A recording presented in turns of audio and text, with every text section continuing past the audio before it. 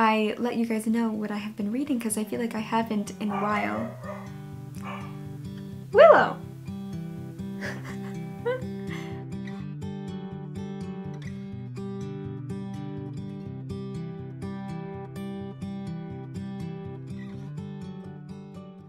Hello everyone and welcome back to my channel. Today I thought I would just do a quick recent reads video because I feel like I haven't been talking to you about a lot of books recently, and that is because I haven't been reading a lot. Only this past week I have really gotten back into reading, and not even physical reading but mainly audiobook listening. And I have been in, I think, the worst reading slump I have ever been in. Ever, maybe?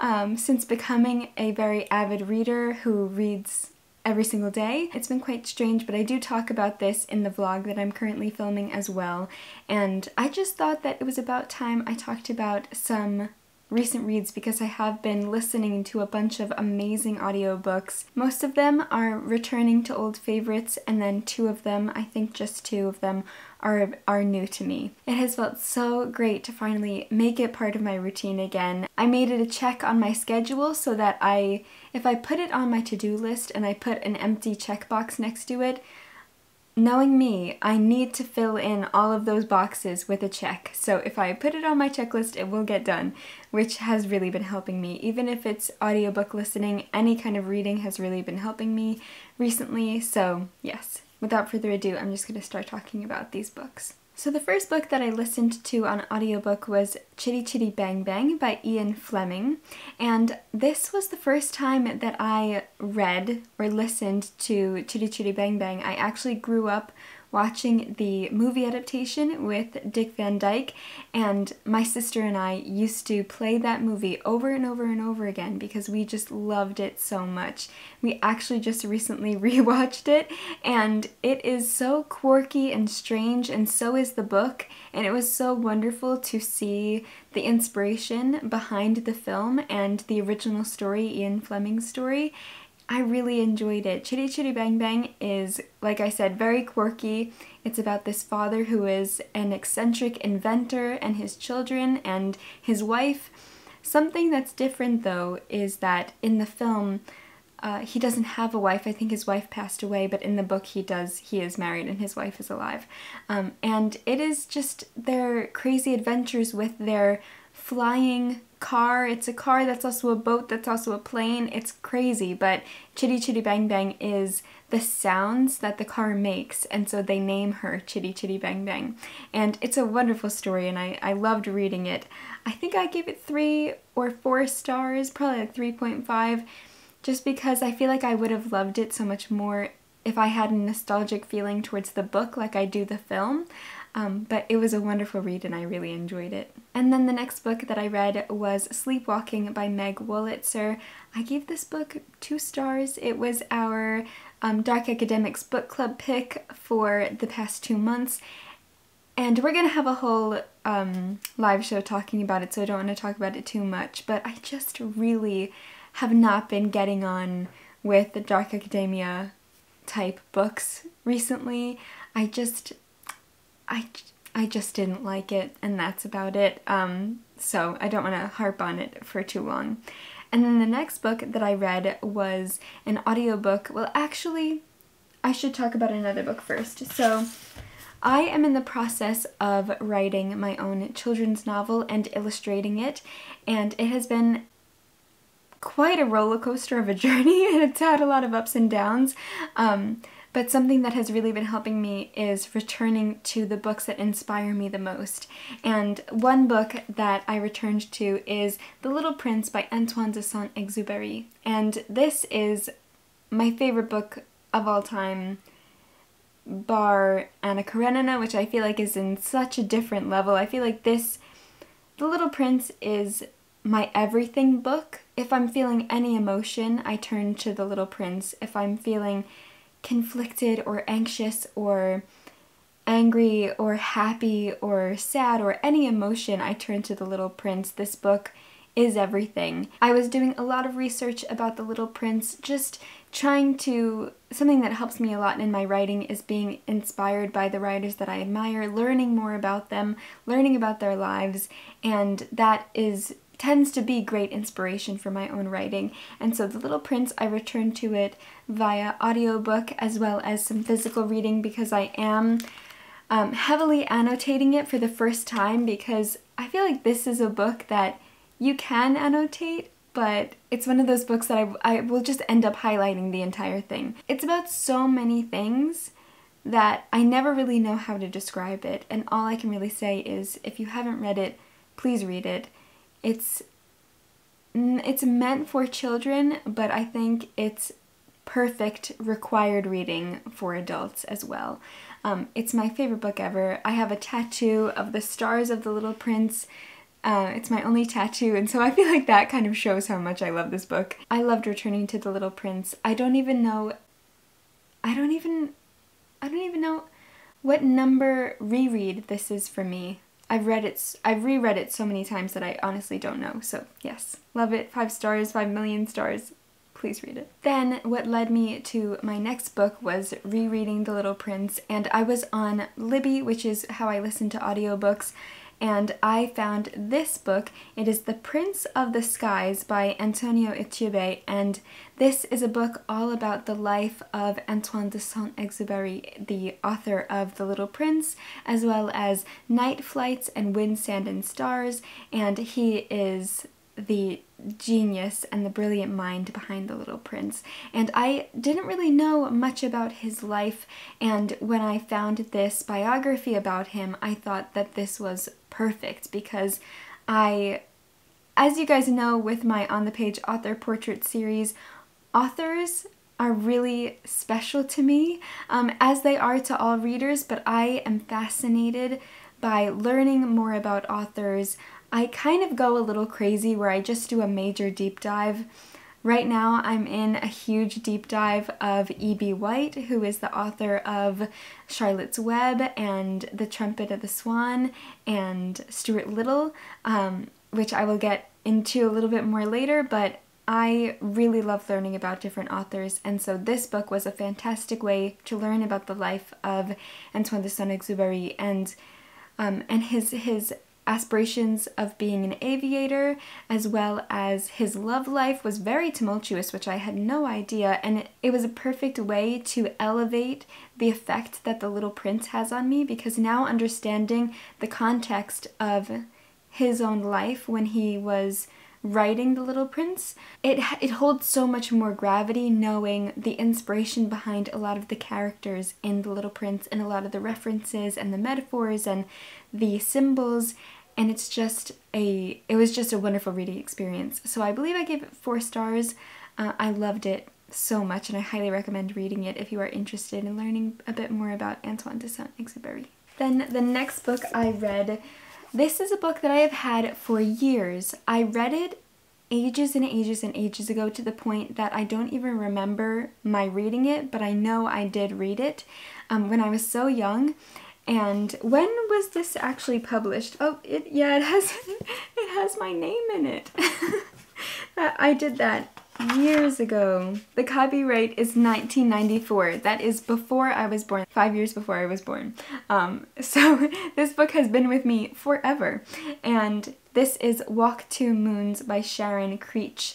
And I remember reading this. I don't remember reading it, but I know that I did read it when I was really young, but I remember nothing about it. And I listened to it on audiobook, and I loved it. I absolutely loved it. I was so surprised by how much I adored it. It is this story about this young girl who is going on a road trip with her grandparents, and she is telling them this fictional story of this girl that she knew. And it kind of reflects her own story and her own mystery, I guess, about the story of her mother, which she doesn't really know much about her mother, and it's about her relationship with her grandparents, as well as the story that she's telling them is reflecting and revealing some of her own story as well. And it is incredibly heartfelt. The ending was so emotional, which a book that makes me cry. I love it. The Little Prince makes me sob. The ending of Walk Two Moons made me very emotional as well. I also love the meaning behind the title of Walk Two Moons. It's this reference between walking in someone else's shoes, and you can't understand a person's perspective until you walk 2 moons in their moccasins, is the reference in the book.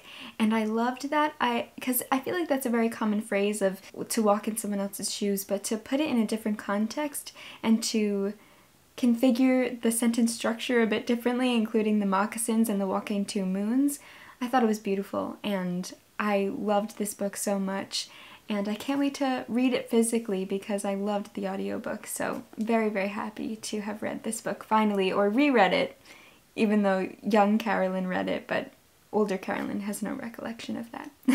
Then the next book I listened to on audiobook was a reread of Because of WinnDixie by Kate DiCamillo. Kate DiCamillo has been a favorite author of mine since I was very, very young. I love The Tale of Despereaux. I also love The Miraculous Journey of Edward Tulane and so many of her other books, but those are my 2 favorite. And Because of WinnDixie, again, I read it for the first time ages ago. Didn't really remember my reading experience of it because I think I used to watch the movie adaptation frequently to the point where I didn't really remember my reading experience, but I remembered watching the film more than my reading of the book, if that makes sense. And this is a beautiful story about a little girl finding this dog in the grocery store WinnDixie, which is in the South, and we have a summer home in Florida that we visit, and we always pass by the WinnDixie that's down there, and I always think about this book, and I always think about if I go in there, will I find a stray dog and will it become my best friend? This is just a spectacular book about the friendship and connection between a little girl and her dog, and you guys know how much I love Willow and how Willow is like my child. If you don't know who Willow is, that is my dog, and she's often on the channel. This is more like her channel than it is my channel. But I loved that, and I feel like it really hit me even more the second time reading it now that I have Willow than I remember it having an effect on me when I was a child. This is also a beautiful exploration of friendship and finding camaraderie where you don't expect it, and making connections with people, making friendships, as well as this also has the theme of learning a bit more about her mother, because her mother did leave her and her father. Her father is the preacher of the town that they moved to. It's a wonderful book. I love it so much. It's a classic, a modern classic for a reason, and I highly recommend you read it if you haven't. It's wonderful, and I think I got more out of it as an adult than I did as a child, which I always think is such a beautiful thing. Then the next book I am currently rereading, and I am still in the process of reading it physically. That is The Invention of Hugo Cabre by Brian Selznick. This book, I've talked about it a lot on my channel. This is the book that made me who I am today. This is the book that made me the illustrator that I am, the writer that I am, the person that I am. I had a really hard time reading when I was younger. I wasn't reading up to my grade level, and I was going to a lot of extra classes for English and reading because I just needed extra help. I remember going into the library. I told this story before, but if you haven't heard it, I'll just quickly tell it again. I went into the library, I saw this spine, I was completely taken by this spine, and I was so daunted by how thick this book was, but I was like, I just want to see it, I just want to flip through it. I don't know why I was compelled to pick it up by this beautiful illustrated spine of Hugo's eye, and I picked it up and I flipped through it, and the page that I landed on was this one. It is Hugo, the main character, and I was flipping through it and I saw that it's told in words and pictures, and for me, who was much more of a visual person, I would go to my library hours, so we had a library session, and instead of picking out the books that have words in them, I would get the drawing books, and I would sit there with a piece of paper next to this step-by-step drawing book. I would skip all the steps and just draw from the final image. And this was the book that really helped me understand storytelling through pictures and through words. And this is just a book that means more to me than I'll ever be able to express. And so I'm currently rereading it right now because I am currently writing and illustrating my own book of words and pictures, and Brian Selznick is my biggest inspiration for that. So I'm reading it kind of with my illustrator brain on and learning through how he tells the story. Like I said, this book made me who I am today. So if you want... Do you hear those dogs barking? I don't even want to tell you the plot of it because I feel like it's so special to experience for the first time on your own. So just know this book changed my life. I hope that it'll have a great effect on you as well, and I just completely highly recommend it. So if that means anything to you, my recommendation, please take it to heart, because next to The Little Prince, this book has had one of the biggest effects, probably the biggest effect on my life ever. Then the book I just finished listening to last night is Charlotte's Web by E.B. White, illustrated by Garth Williams. Charlotte's Web is just perfect. It is just a perfect book. E.B. White is a perfect writer, and like I said earlier, I have been on this binge of learning so much about E.B. White, reading a lot of his essays because he was part essayist and journalist for so many different papers and magazines, especially The New Yorker, and he has a bunch of essay collections as well as books and tips on writing, and I'm learning so much about him right now, and it's fascinating. And so I found the audiobook of Charlotte's Web that's narrated by E.B. White himself. Could it be any more perfect? He has such a husky New York voice. Listening to him feels like listening to a grandparent, and it feels so beautiful to hear his own story. There's one part in the book that's quite sad, and when he got to that part, you can hear him get choked up a little, and it made me so emotional as well. I, again, grew up reading the book but also watching the film. Again, I remember that I read the book, but I didn't remember my experience of reading the book. But I remembered my experience of watching the films over and over because I just loved them. Again, I was much more of a visual person, a visual child, than I was a child of words. But that, of course, has changed over time, and now I am a writer of words and an illustrator of words. So thank goodness for these books for making me who I am. Charlotte's Web is just amazing. It is a classic for a reason. Everyone loves it for a reason. Again, another amazing children's book that I think is even more impactful as an adult. E.B. White just feels like a friend to me now. I just wanna have a conversation with E.B. White. A fun fact about me and E.B. White is when I was younger, okay, so I live on Long Island, which is part of New York, and Long Island is very different depending on where you are. So you have closest to the city is Queens, which is very congested. There's a lot of people. The more out east you go, so then you have Nassau County. Nassau County is the setting of The Great Gatsby, and it is, there are nice parts and not so nice parts of Nassau County, and then you move out to Suffolk County. Suffolk County is the eastern part of Long Island. It's an island because it's obviously surrounded on all sides by water, so wherever you go there are bays and lakes and oceans, and then the farther out east you go, you have the Hamptons, and then you have Montauk. And we always went to Montauk every summer as well as in the off-season because that's one of our favorite places to go as a family. We feel very connected to out east is what we call it. Long Islanders call it out east. Montauk the end because it's the end of Long Island as well as the beginning, depending on which way you look at it.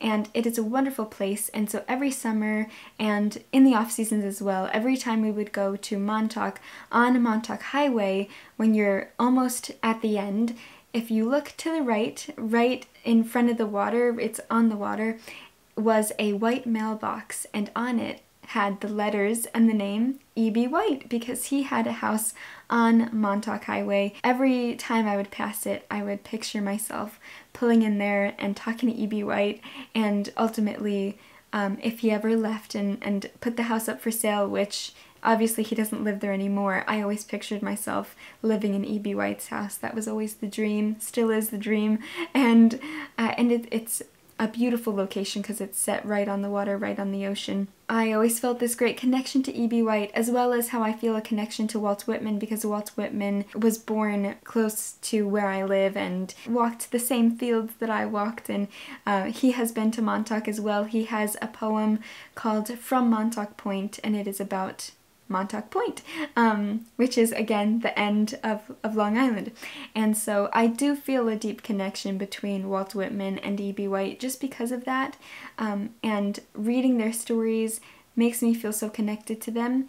E.B. White also had a beautiful, beautiful farm in Maine, which is the inspiration behind the story of Charlotte's Web. It is now preserved. I don't know if it's available to visit, but I do know people that have done research about E.B. White and have written books on him have gone to his house. But the rope that Fern swings on in the story is there still. It is a real rope, and this is inspired by his own animals, his own farm. I just love everything about E.B. White. His life was so beautiful, and his writing was so funny. His writing for adults, because he has amazing essays and tips on writing, and I'm just soaking up right now everything that E.B. White has to say, and I've been loving it so, so much. Which leads me to the last thing that I read, and I did listen to it on audiobook. It is available through different people on YouTube. I just listened to this one guy's narration of it, and it is called Once More to the Lake, and it is, I guess, a longer essay. It took about 15 minutes to listen to, and I'll link it down below, of course. It's an essay about his returning to the lake that he visited as a child with his son, and it is gorgeous. Oh my gosh, I was baffled by how gorgeous this essay was. What I loved is how he told the experience of returning to a place that he felt so connected to as a child, and that's kind of how I feel whenever I go out to Montauk, whenever I go to Florida to our summer home, is you're kind of returning to that child that you were when you first went there, when you went there as a child. It feels like returning back to that person that you were. What I loved is how he expressed how he and his son, he felt like he was in the body of his son as well as in his own body, because he saw himself through his son as well as seeing himself through his own eyes. And I'm not doing a very great job expressing this, but I highly recommend you listen to the narration. Like I said, 15 minutes on YouTube. Beautiful, beautiful essay about nostalgia and returning to a place that's important to you, and growing up and growing older, and how your perspective changes of things, and how you see things differently in the eyes of a parent as well as in the eyes of a child. And I really just want to re-listen to it. I listened to it today while I was getting ready, and it has made me fall more and more in love with everything that E.B. White has written. I also really want to get his essay collections.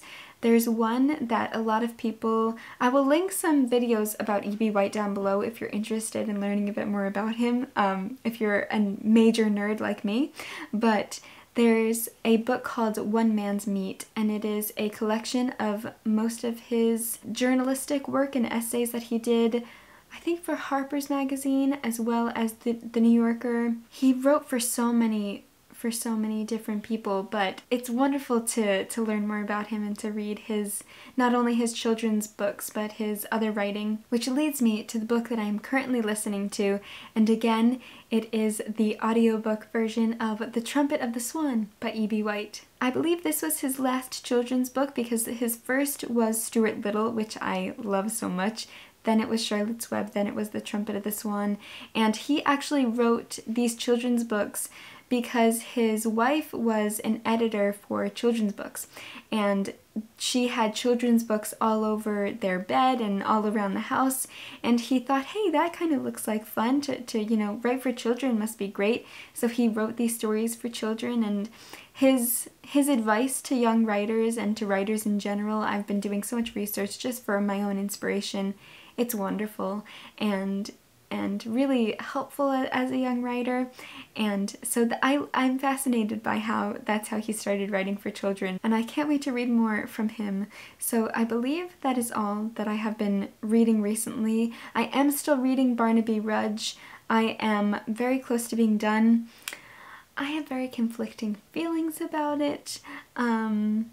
I'm just really not enjoying it, unfortunately. I'm sorry, Charles Dickens. I'm so sorry. But I will... Willow, hello.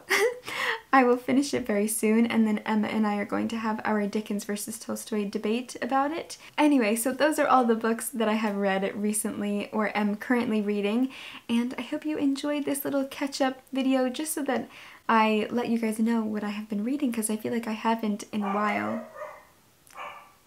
Willow! I'm gonna go see what she's barking at. But anyway, I hope you're having a wonderful day, have enjoyed this. I would love to know what you're currently reading, if you have read any of these books, what you think about them, or if you want to read them, maybe what some of your favorite children's books are to return to as adults. I would love to know, and I will see you soon in another video. Happy reading.